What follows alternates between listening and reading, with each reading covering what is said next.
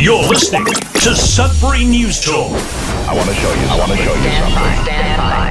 On the morning shift. Anything could happen. Sudbury News Talk on the morning shift.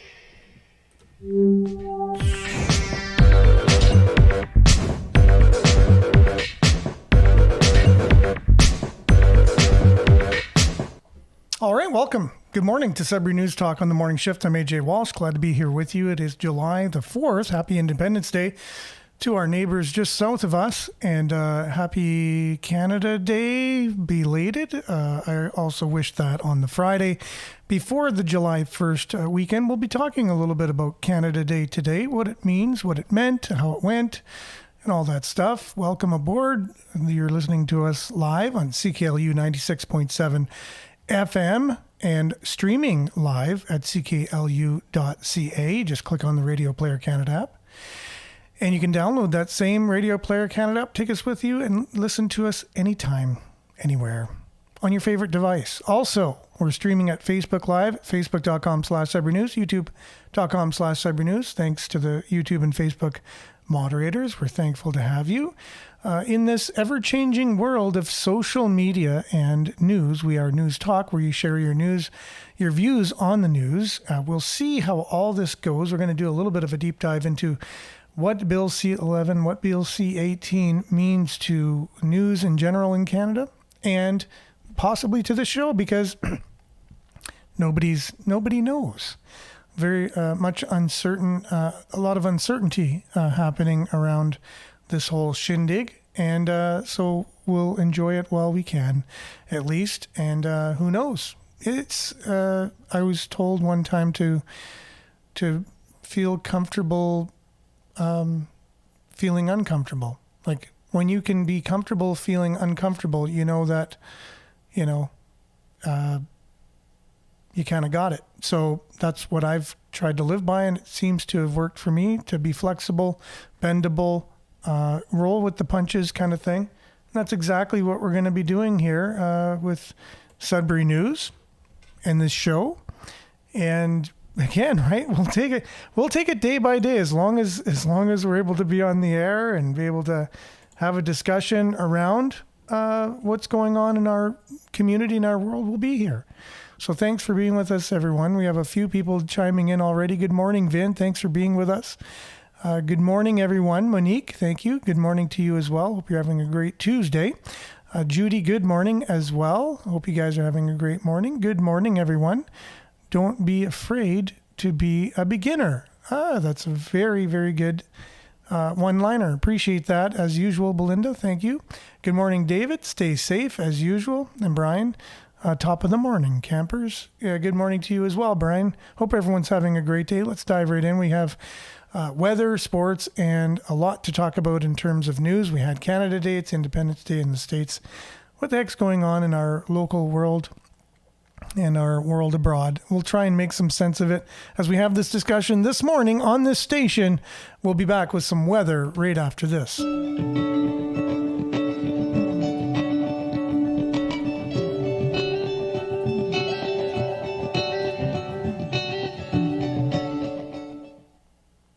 As usual, Sudbury Weather brought to you by sudburyweather.ca.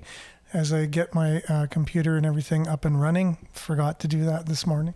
It is currently 20 degrees and very humid. I don't know if you've gone out so far today and felt the humidity, but it's very warm. And with that, there's a heat warning from Canada, Environment Canada. For Greater Sudbury, a multi-day heat event continues. I love this wording from these people. A multi-day heat event. Makes it sound exciting. Is happening, and it continues. Maximum temperatures, high 20s to low 30s. Minimum temperatures will be high teens to low 20s. The humidex mid to high 30s. Timing today throughout Wednesday. Hot and humid air also being deteriorating air quality. It can result in the air quality health index approaching the high risk category. Extreme heat affects everyone. The risks are greater for young children, pregnant women, older adults, people with chronic illnesses, and people working or exercising outdoors. Watch for the effects of heat illness, swelling, rash, cramps, fainting, heat exhaustion, heart stroke, and worsening of some health conditions. Drink plenty of water, always a good thing, a good suggestion, before you feel thirsty, and stay in a cool place. Check on older family, friends, and neighbors. Make sure they are cool and drinking water as well. Never leave people or pets inside a parked vehicle. Outdoor workers should take regularly scheduled breaks in a cool place. So continue to stay cool, do all you can to not be affected by the heat. And today it's a mix of sun and cloud. There is a 30% chance of showers, however, this afternoon with a risk of thunderstorms. The fog patches will be dissipating this morning. And the humidex will be 36. So again, that heat warning, the UV index will be 8 or very high. Tonight, partly cloudy with a 30% chance of showers early this evening, otherwise clear. Risk of thunderstorm early this evening as well, low of 18 tonight. Wednesday, mix of sun and cloud. Fog patches will also be dissipating in the morning. The high will be 32, the humidex tomorrow, 40 degrees tomorrow. The UV index, 9, or very, I'll put the extra very, very, very high. Your extended forecast for the next 7 or 6 days anyways. Wednesday, mix of sun and cloud, high of 32. Thursday, July the 6th, will be high of 26% chance of showers. And sunny on Friday, high of 24. Saturday and Sunday, mix of sun and cloud, both 29 are your high. And then Monday, at the 30% chance of showers, high of 27. Now, you look at your satellite. Very clear over most of Ontario today. This was taken at 1:30 in the morning this morning. For those on the radio, it's very clear over Ontario with a few clouds coming in from the west. That's about it. That's your Sudbury weather. It's brought to you by SudburyWeather.ca. We'll be back with some sports and all the headlines from the weekend and a little bit of a deep dive into what is Canada Day and what's going on with our news. I think that's some pretty poignant discussions we'll be able to have on the show. We'll be back right after this.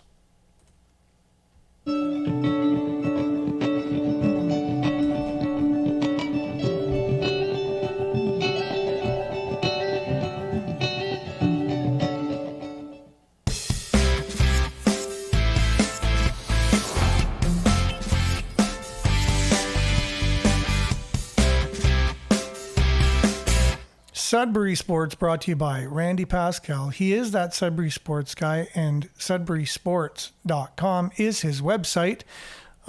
Interesting acquisition from the Maple Leafs as of late. They picked up Ty Domi on a 1-year contract, so father and son tandem. I heard on one of the sports talk shows that it's the 9th time a father and son both have played, maybe not at the same time, but have played on the Toronto Maple Leafs. I didn't know that. So this will be the 9th father and son. So Ty Domi played for the Toronto Maple Leafs, and now Max Domi will be going to the Toronto Maple Leafs from Dallas. Thought he went to Chicago, back to Chicago, but I guess they made another trade. Now here, Sudbury's own Tyler Bertuzzi is going to also be going to Toronto.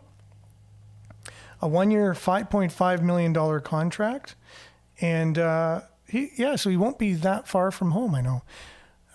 Our daughters were taught by Tyler and Todd Bertuzzi's mom. And so there's a bit of a tie there that we have with our family, with the Bertuzzis. But congratulations to Tyler. He did a really great job for Boston.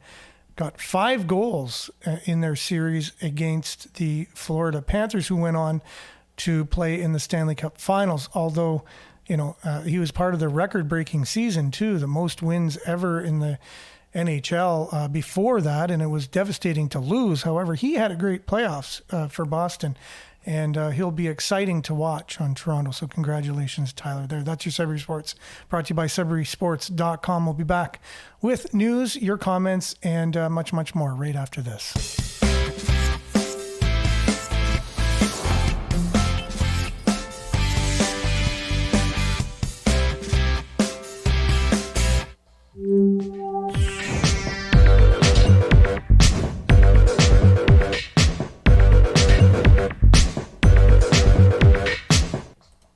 All right, so we're back and grateful to be here with you this morning. There is lots to unpack this morning. The weekend, lots of, just two main stories we'll get to, which we already talked about. The Canada thing with Canada Day and with our media. So what is happening in our country, I guess, is the question. And let's see here. Belinda, thanks. France is on fire. Trudeau is being a censoring dictator. Okay, we'll get more to that later. Something's going to have to come to a head, and I think Macron is finished. Yeah, France. I mean, yeah, like we could have a whole show on what's going on in France as well. And I think it's a global thing. I think our leaders, our global leaders, are kind of taking from the same playbook, if you will. I'll just go out on a limb and say that. So, Jerome, good morning, Sudbury. And thanks, Jerome, for sending your stories to our messenger. Really appreciate that. I just saw them this morning, and I know we will be talking about one of those things this morning. Keep them coming, and I encourage all of you to do the same. If you see a story that you feel you think needs to be shared on the show, and you want to talk about it, just send it to our messenger, the link, and we'll do our best to get it on and talk about it. Good morning, Mona. Thanks for being with us as well. Hope you're having a great Tuesday.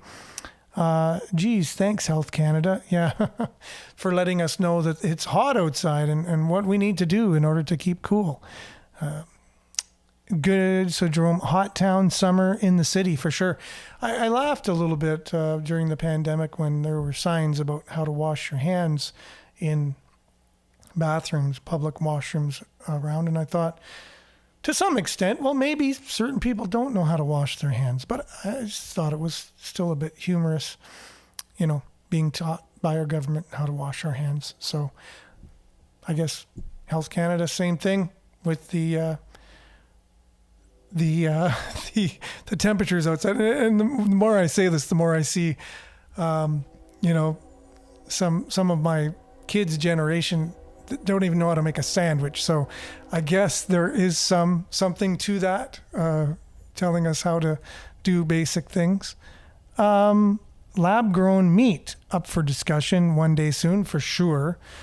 All the plant-based stuff, the lab-grown Bill Gates hamburger, what's up with all that stuff? True, we do need to talk about that at some point. And yeah, what happens with this show is a lot of times this news stories form what we talk about on the show. Like I go out, try and find as much Sudbury related news as I can during the day for the next day's show, and also some things that are affecting us nationally or internationally that can't help but affect us, even though it's a locally based kind of discussion or locally themed discussion.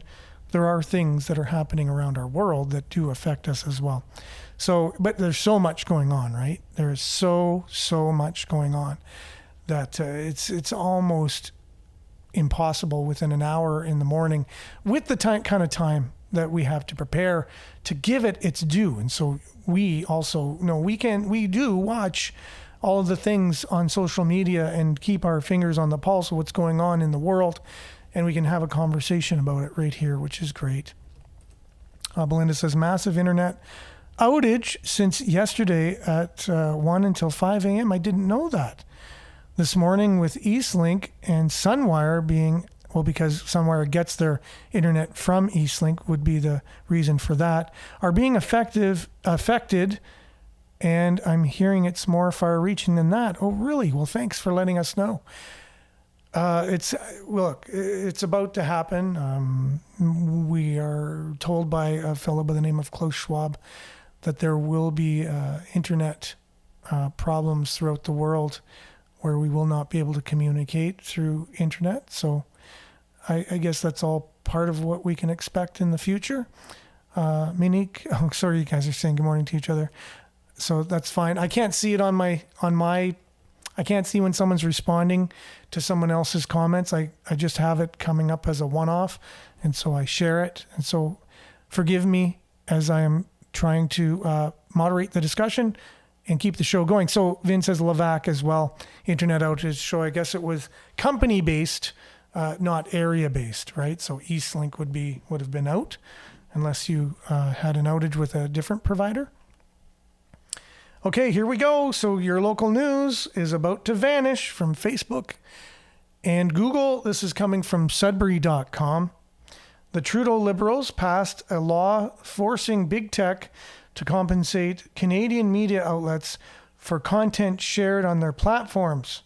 As predicted, BC 18 has already backfired. Well, again, if you say it backfired, is it incompetence or is it on purpose, right?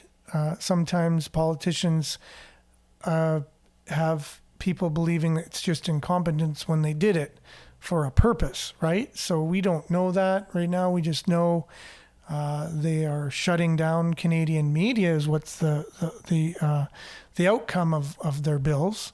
They can say all they want that it's for Canadian content and whatever, but we know the outcome. So if you say, well, I'm going to do something for a desired outcome, and someone warns you and says, don't do that because you think something's going to happen, and you do it anyways, and the outcome happens, you have to question, was it done on purpose, or was it just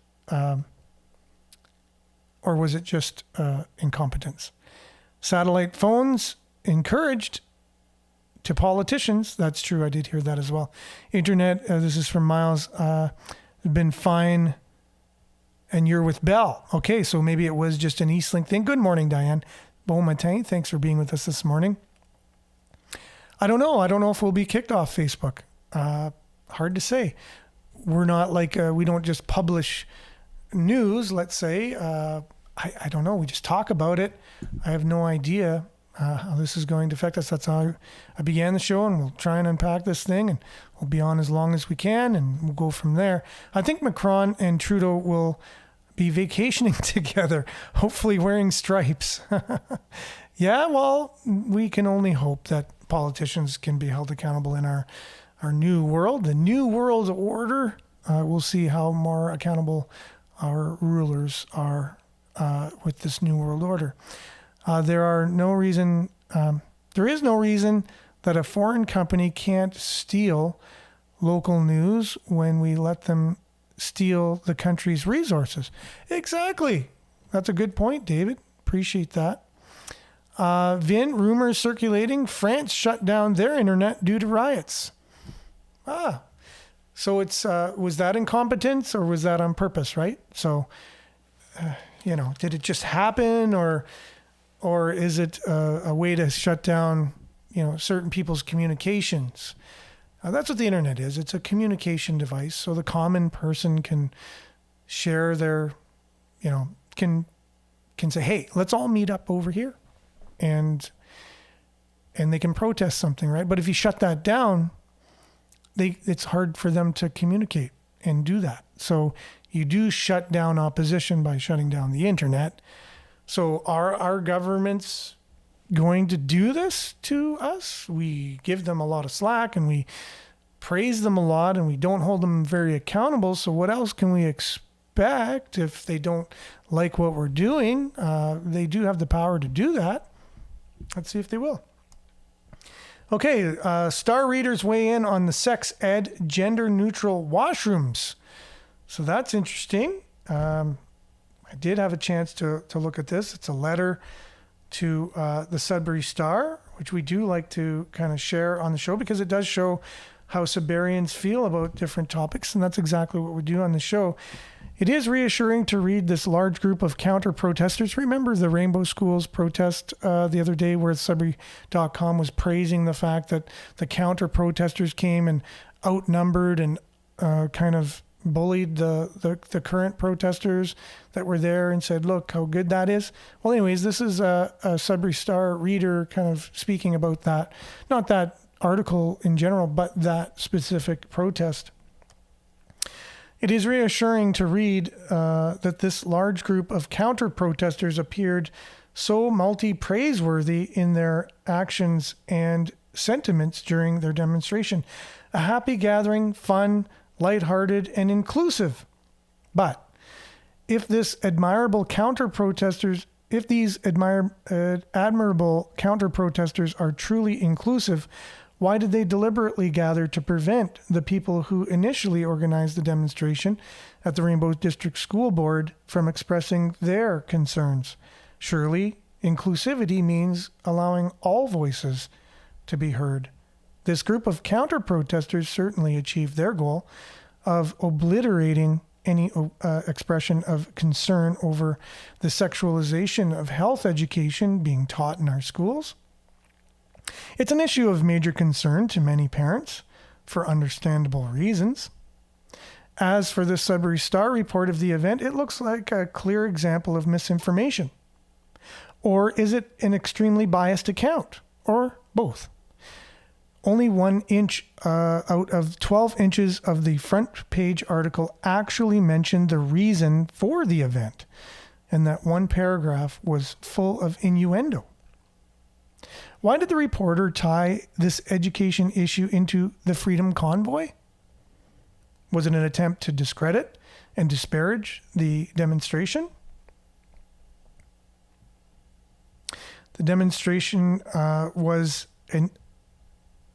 the demonstration was initiated by a mother extremely concerned about the graphically detailed information on many some deviant forms of sexual expression taught in our schools. It follows the Ontario curriculum developed by Benjamin Levine, who was the Deputy Minister of Education for the Ontario government. Levine was convicted and jailed in 2015 for being a child predator and producer of pornography. The National Post reported on that on May 29th, 2015, and the Toronto Sun on October 7th, 2017. The Ontario curriculum for health education has not been significantly changed since that time. The concerned mother who stepped out to bring attention to this often vulgar so-called education program forced upon our children deserves all the support we can give her, and not to be diminished as someone beyond the pale. That's from Colleen O'Hare from Sudbury. Again, this is a huge issue, and I have, just as of late, come late to this in actually hearing or seeing some of the material that parents are so outraged over. And I, after hearing people reading this material, felt sick to my stomach. And it is, I think the problem is you can't even read it on the radio. It's so vulgar. And Facebook and YouTube would censor the video. And it's happened very many times where people have tried to expose what this vulgar health sexualization of children agenda going on in our schools is actually the content of it, because a lot of us don't have kids in schools or don't see the books or see the materials. But when we hear it, or when someone goes to expose it or reads it on social media, it gets shut down because of explicit content. So if it's being shut down on Facebook and YouTube because of explicit content, how should it then be allowed to be in our schools and be taught to children? That is the question, right? And that was the reason for that protest. Now, I would encourage you to actually try to find some of this content and see how long you can listen to it. And that is the only way you will then know how important that cause is and how vulnerable our children are, and give your head a shake as to why you think this should be found in our schools, and why does our society allow it? Is it incompetence, or is it on purpose? How about ask ourselves that from now on? Is it incompetence, or is it on purpose? If it's incompetence, that's one thing. If it's on purpose, what is that saying? So there's two different reasons, right, for doing something wrong. And one on purpose is far greater than incompetence, I would think. Sunwire went down yesterday, still not up. Oh, that's crazy. Jerome says his came back at 5 a.m. Okay. Eastlink is down. France is shut down. Internet, anyone see Hunter Biden connection here? It's kind of funny. Chelmsford. Okay, all the different areas.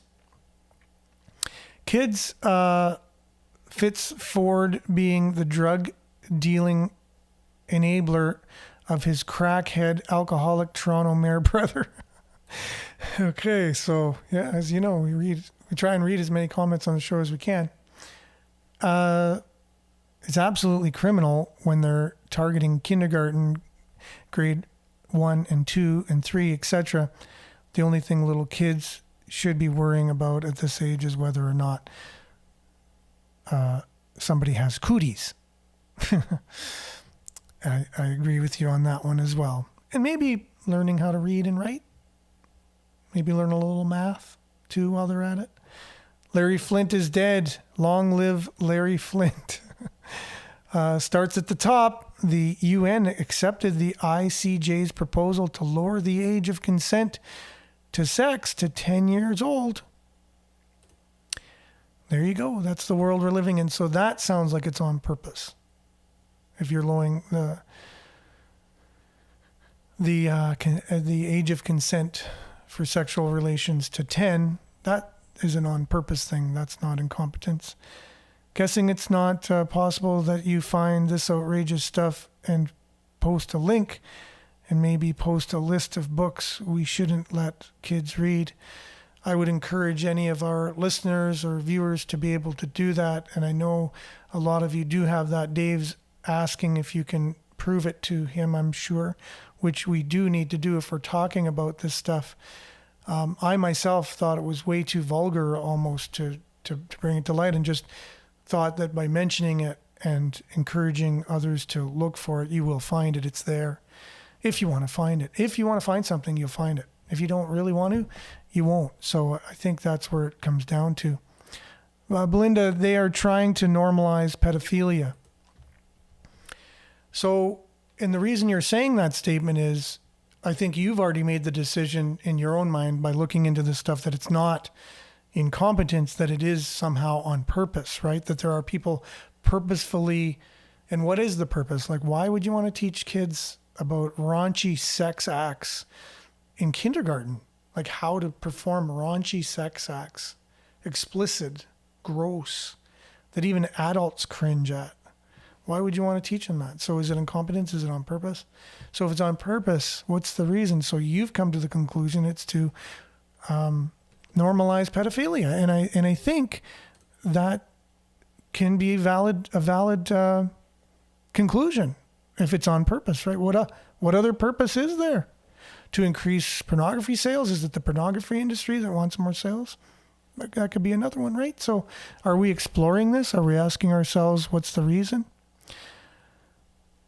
Sounds of Freedom airs today. Sound of Freedom. Oh, great. I haven't even heard of that. So thanks for sharing that, Vin. If you wanted to post any links, I encourage that. I know Dave is also encouraging us to post links if we are talking about these things. And you want to post a link that goes along with or says, backs up what you're saying, I think that would be appreciated from some of our listeners and viewers. Shirley says, we are becoming more and more evil. And again, right, so that is your conclusion from what you're seeing, and I don't disagree with that. I think that is definitely a sound conclusion of what I'm seeing as well. If you wanted to define evil, that is definitely one way to do it.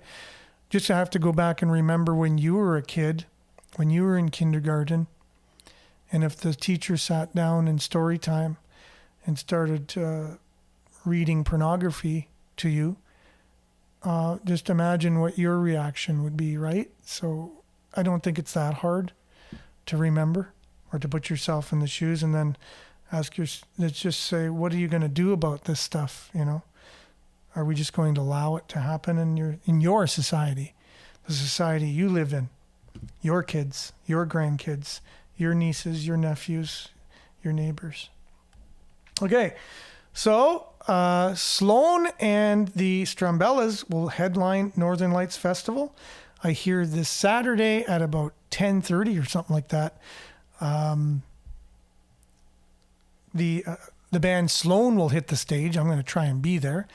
I am a fan of Sloan, by the way. Sound of Freedom, let's go back, gives real-world account to the $154 billion child trafficking industry.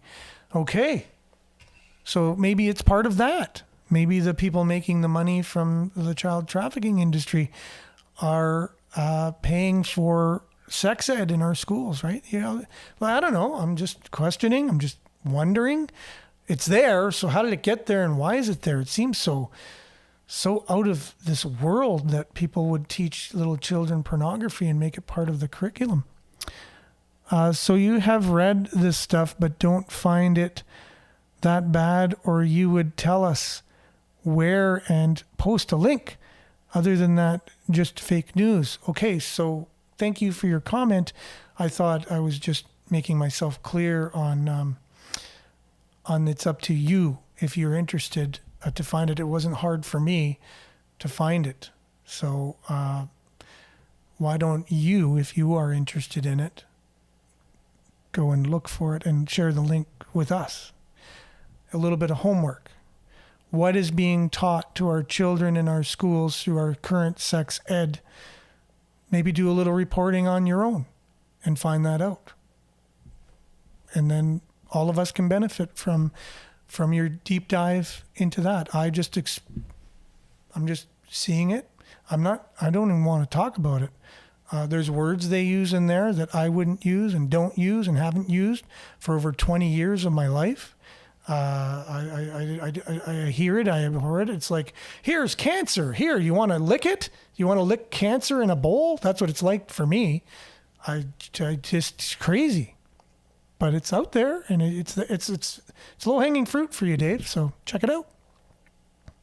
Yes, definitely. Why do you concentrate on reading to little kids in the library? Notice how they don't go into a nursing home and read it to the seniors. They concentrate on children because it's all about indoctrinating children. Yeah, it's true. Why isn't there drag shows at seniors' long-term care facilities? I'm sure they would love to be entertained, and not too many people entertain the seniors. That's a good point. Not sure why. All right. Moving on. So BC drug policy is a failure. Give Smith's Alberta plan a shot. This is from Brian Lilly of the Toronto Star. I know Stephen shared a comment here saying that his reporting is less than stellar. So he questions that. So if you want to look more into, we talked about on the program, the idea of safe injection sites and having a safe supply versus rehabilitation of the individual. So harm reduction versus rehabilitation. And BC has very much so gone down, long way down the harm reduction road. And so Stephen was pointing out how Brian Lilly did not do a very good job with his reporting on that. And so that's up to us then, right? To go further into it and look these things up. We're having a discussion on the news here. We're sharing our views on the news. And it seems like many of us have found these links and have found this stuff out, and some of us haven't. And I wonder, maybe we have different internets. Maybe we have different, algorithms that prevent some of us from. Yeah, Brian Lilly is from the Sun, all owned by the same organization, though. That's why Sudbury Star shares at Post Media. Owns both of them. So let's just get into some of this stuff. So, Canada Day. Are you a Canada Day fan? Do you think we live in a great country worth celebrating? Or do you think we live in an evil, evil country that has sins to pay for our past and needs to pay for those sins at all costs, right? I think that's the question as well. So get off mainstream media. You're sure to find it. So that's Belinda's suggestion to Dave. There you go. Canada Day. Let's sing out loud for this great land. It's an editorial from the Sudbury Star. So there's the people on one side that Canada is worth celebrating. And then there's the side that thinks Canada is evil and should be totally gutted and changed and have a new identity, right? So here you go.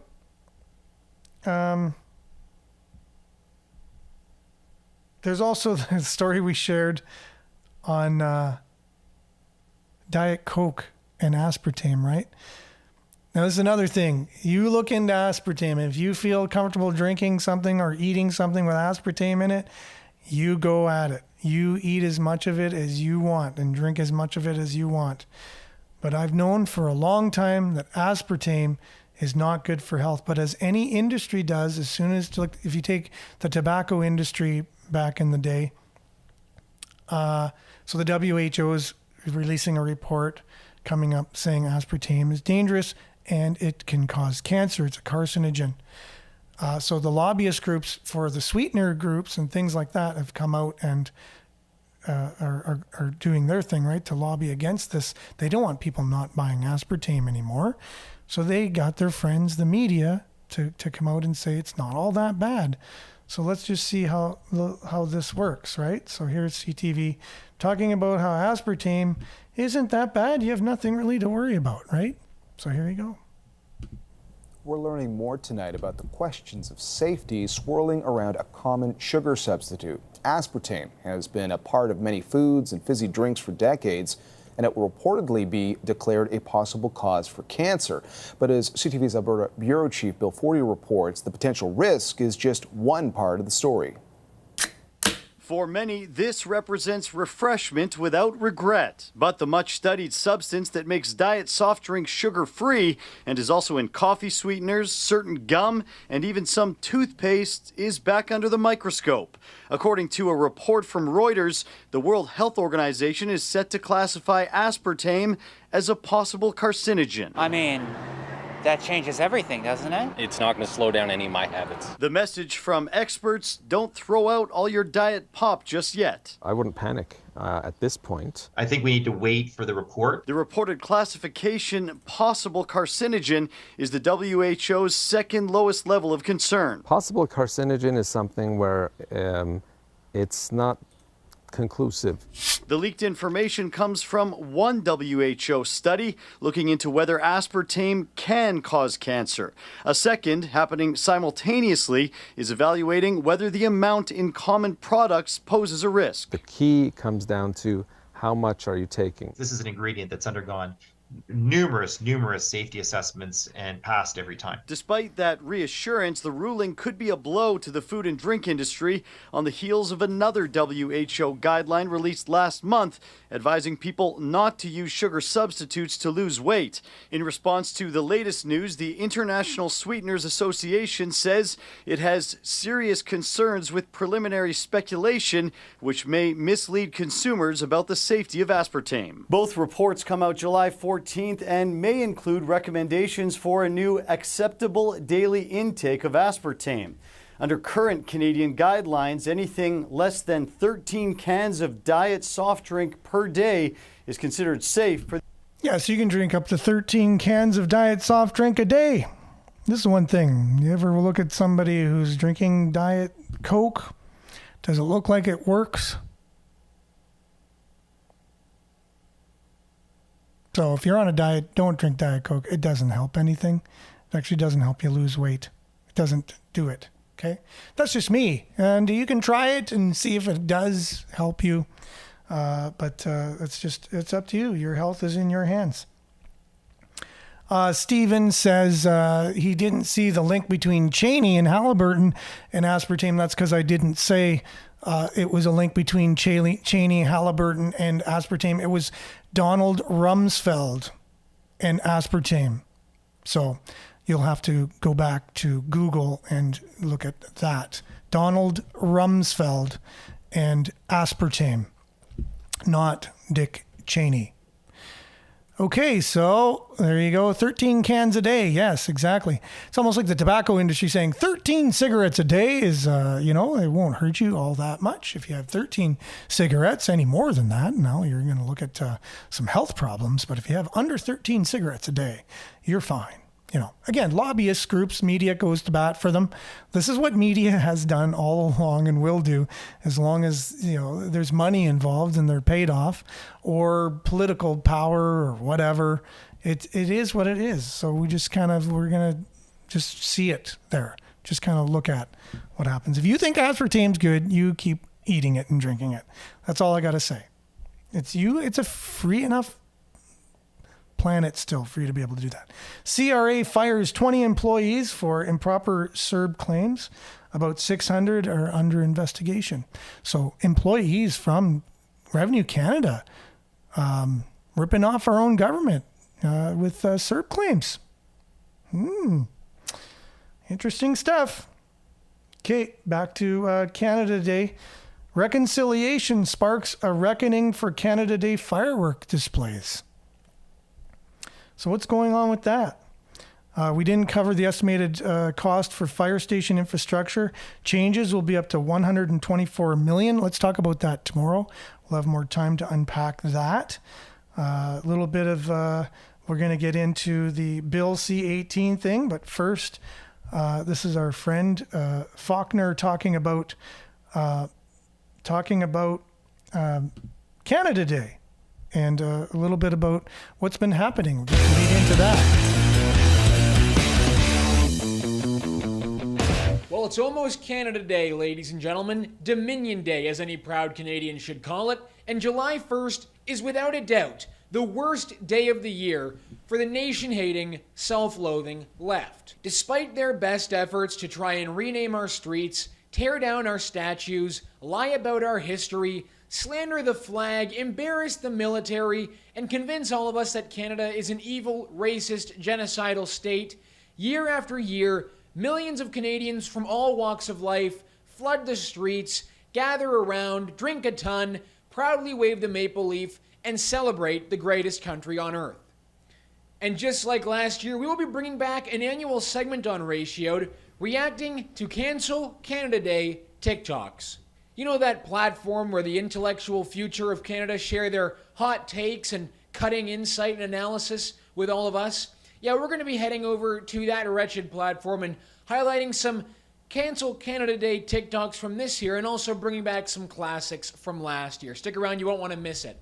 You may have also heard that several of Canada's woke large cities have tried to cancel Canada Day fireworks, citing reasons like in Calgary, such as reconciliation, or in Toronto, such as fiscal constraint, which is laughable. Other cities and smaller towns in Canada have canceled their fireworks, citing concerns that fireworks might trigger some more wildfires, which of course are started because of climate change. Don't forget it.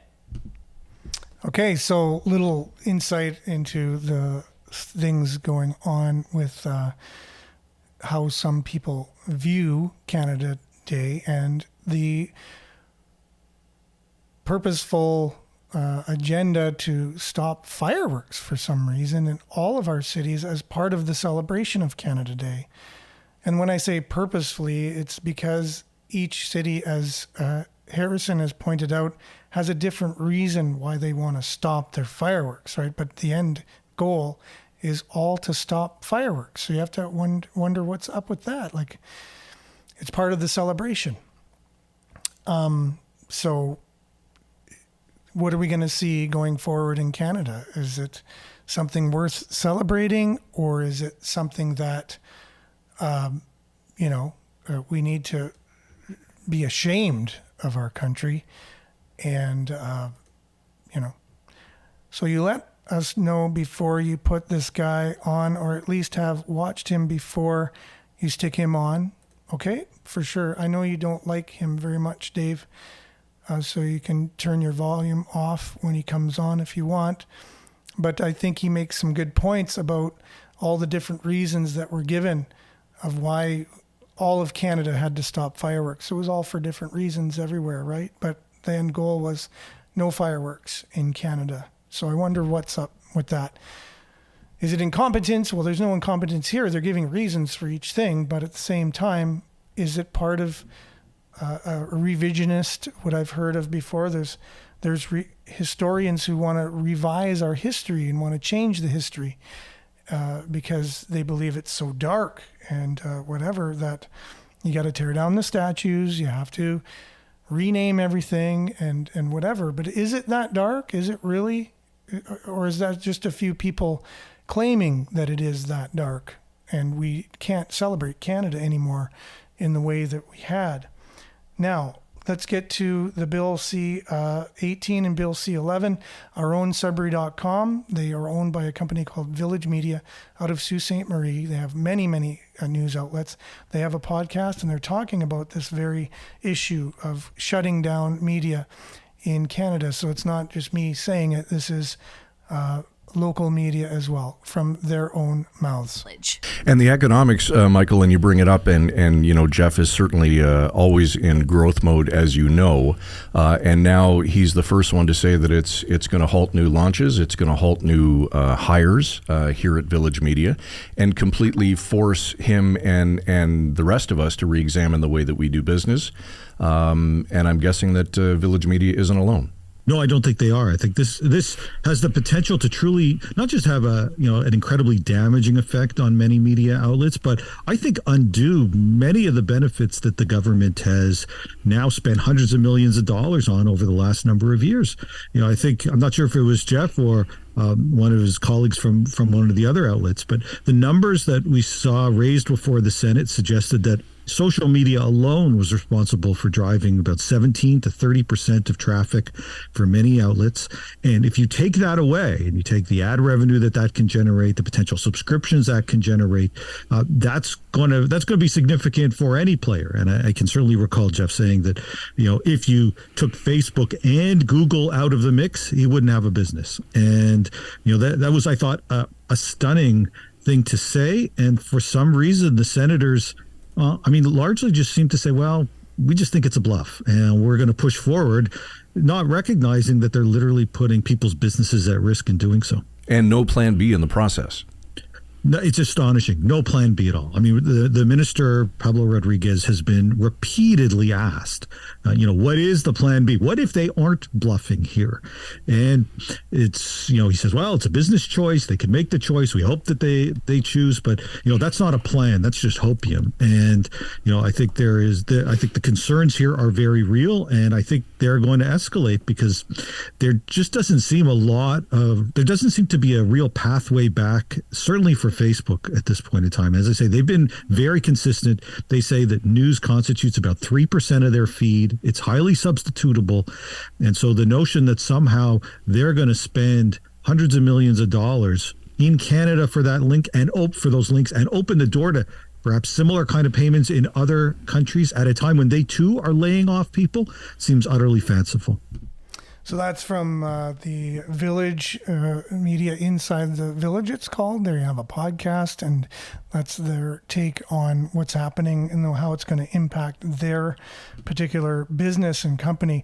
There's also a particular news outlet, independent media outlet called Redacted, and they are from the United States, but they're checking in on it as well, and they have an expert from Canada speaking about it. We'll check in with that, and we're going to sign off after this video. We're going to complete the show. We're going to head off to work. Thanks, guys, for being with us. Stay tuned for Earshot Daily immediately following this particular interview. It's been a slice. Thank you very much. We'll be back, God willing, same time, same place tomorrow. Thanks again for being with us. Make sure to share. Take care, and ciao. And here's the video. Well, tracking Justin Trudeau's tyranny is a full-time job. Luckily, we have a man who makes it his full-time job to track Trudeau's tyranny. David Creighton from Human Events writes over at Post Millennial from time to time, and journalist joins us now. David, good to see you. Welcome back to the show. Very nice to be back, Clayton. So we wanted to have you on because on Thursday night, the Trudeau government passed their latest bill, and it's, of course, a bill that we've been watching. We've been watching a series of bills over the past year in Canada, since going to censor the Canadian people and basically taking away free speech in that country. That passed Thursday night. Can you walk us through what the bill was or is, and what this will mean for free speech in Canada? Well, what's going on right now is a threefold attack on basic freedom of speech in Canada. What happened last Thursday was the passage of Bill C-18, which is aimed at big tech, as the Liberals like to say, but it's really about the Internet Extortion Act, is what I call it. It's going to force social media to pay Canadian news outlets to run Canadian stories on social media. Now, Meta has already come out and said, "No way, we're going to stop running Canadian stories." So it's technically called the Online News Bill. Now the Online News Act, and all of these bills have innocuous sounding names, but what they were all about is just stripping Canada of free speech. And prior to C-18 passing, the Online Streaming Act, which was Bill C-11, passed, and that demanded that all independent news providers or news providers in general have Canadian content regulations. So that's going to hit a lot of YouTubers out there who are not going to have enough Canadian content to stay on the air. And this goes back to an obsession with the Liberal Party that goes back decades, with this obsession with Canadian content at the detriment of free speech.